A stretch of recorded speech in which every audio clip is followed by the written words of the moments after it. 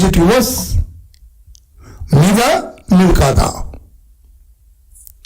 Okay, బెంగళూరులోని ఎమ్లంత ప్రాంతంలో 29 ఎకరాలలో శ్రీశైలం నుండి అమెరికా సంయుక్త రాష్ట్రాల అధ్యక్షుడు నివసించే శ్వేత సౌధాన్ని మించిన బంగళో కట్టినావు. అక్కడ హెలికాప్టర్ అక్కడే దిగిపోతుంది, నీకెక్కడిది అని అడుగుతున్నా.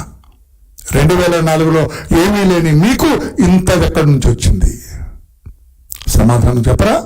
దీనికి కూడా మౌనమేనా? ఇవన్నీ చూపించమంటే చూపిస్తా తెర మీద ఆ బంగ్లాలన్నీ. 200 మంది సెక్యూరిటీ గార్డ్స్ కాపలాగాస్తారంట. వాయ్, ఎక్కడిది నీకు? ఆనాడు 2004లో ఒక్క సెక్యూరిటీ గార్డు కూడా లేడే మీకు. రాష్ట్ర ప్రజలు కూడా అర్థం చేసుకోవాలి సార్. అందుకే విపరీత మనస్తత్వం జగన్మోహన్ రెడ్డి గారిది.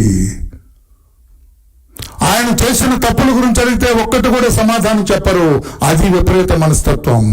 మౌనం అర్ధాంగీకారం. తన నేరాలు తానే, తనకు తెలియనటువంటి ఆయనే ఒప్పుకుంటున్నాడు, తనకు తెలియకుండానే ఆయన ఒప్పుకుంటున్నాడు. లేదంత బంగళ ఎక్కడదండి? అది 2 times ట్రై చేశాడు లోపలికి వెళ్ళటానికి, వెళ్ళలేకపోయినా. కడపలో బంగ్లా కట్టినారు, ఎక్కడదండి? చెన్నైలో బంగ్లా కట్టారు, ఎక్కడదండి? నేను అడుగుతున్న సిబిఐని కూడా మీరు లెటర్ ఆఫ్ రెగ్యులేటరీ పంపించారు 6 విదేశాలకి.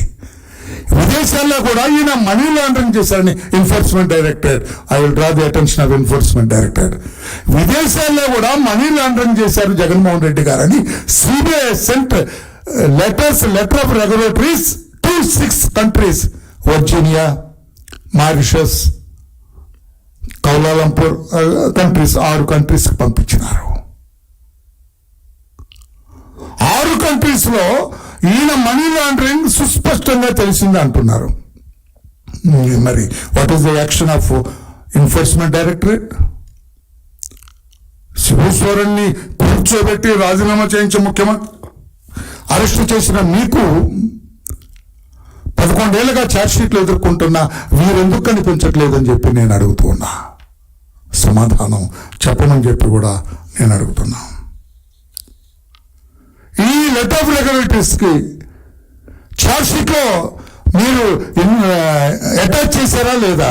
ఛార్జ్షీట్లో మీరు ఎంఓగా మార్క్ చేశారా లేదా? లెటర్ ఆఫ్ రెగ్యులేటరీస్, ఆ మనీ లాండరింగ్ కూడా అని చెప్పి కూడా నేను అడుగుతున్నాను. నేను మీ మోడస్ ఆపరెండి ఏంటి? మీ నాన్నగారు ముఖ్యమంత్రిత్వాన్ని అడ్డు పెట్టుకొని మీరు కొట్టేశారు. ఎలాగా? మీ నాన్నగారు ముఖ్యమంత్రిగా ఉండి బడా బడా పారిశ్రామికవేత్తలకి ప్రభుత్వ పరంగా రాయితీలు ఇస్తారు. ఎకరం 50 లక్షలు చేసేదాన్ని ఎకరం 50,000 రూపాయలకి ఇస్తాడు ఆయన. 100 ఎకరాలు ఇస్తారు. 28,000 ఎకరాలు ఇచ్చినారు ప్లాంటిక్కి. 28,000 ఎకరాలు ప్రభుత్వం జగన్మోహన్ రెడ్డి గారు తండ్రి గారు ముఖ్యమంత్రిగా ఇస్తే, ఆ పెద్ద మనిషి ఎవరైతే 28,000 ఎకరాలు తీసుకున్నారో, స్వీకరించారో ప్రభుత్వం నుంచి, ఆయన ఈ జగన్మోహన్ రెడ్డి గారి జగతి పబ్లికేషన్ సాక్షి పేపర్లో 800 కోట్ల రూపాయలు పెట్టుబడి. ఎవడన్నా ప్రపంచవ్యాప్తంగా నేను అడుగుతున్నా, పత్రికా సోదరులారా మీకు తెలుసు, పత్రికా రంగమే లాభపు సాటి వ్యాపారం కాదు. పత్రికా రంగం ఎక్కడ చూడండి, వరల్డ్ వైడ్గా లాభసాటి వ్యాపారం కదా. ఏదో జగన్మోహన్ రెడ్డి కుదిరింది, ఈయన ముఖ్యమంత్రి, ఆయన సొంత పత్రిక కాబట్టి కుదిరింది, కానీ లాభసాటి వ్యాపారం కాదు. లాభసాటి కాని వ్యాపారంలో వ్యాంపిక్ యాజమాన్యం ఆ ప్రసాద్ గారు 800 కోట్ల రూపాయలు పెట్టుబడి ఎలా పెడతారండి? ఇంతకంటే ఏం రుజువులు కావాలి? 800 కోట్లు నీ కంపెనీలోకి వచ్చినాయి, ఎవడు పెట్టాడు? బుద్ధి ఉన్నాడు ఎవడు? పత్రికా రంగంలో పెట్టుబడి పెట్టరు. అడగండి ఎవరన్నా. రామోజీరావు గారిని, రాధాకృష్ణ గారిని అడగమంటలా, ఇంకెవరినన్ను అడగండి. బెంగళూరులో ఒక పత్రిక దినతంత్రి ఉంది తమిళనాడులో, వీళ్ళు అడగండి, వాళ్ళు చెబుతారు. పత్రికా రంగం లాభసాటి కాదండి. 800 కోట్ల రూపాయలు అక్కడ మీ నాన్నగారు ఇచ్చారు కాబట్టి, లబ్ధి చేకూరింది కాబట్టి, వరదలాగా 28,000 ఎకరాలు వచ్చింది కాబట్టి నీకు 800 కోట్లు పెట్టాడు. ఈ రకంగా అందరూ పెట్టింది నిజం కాదా?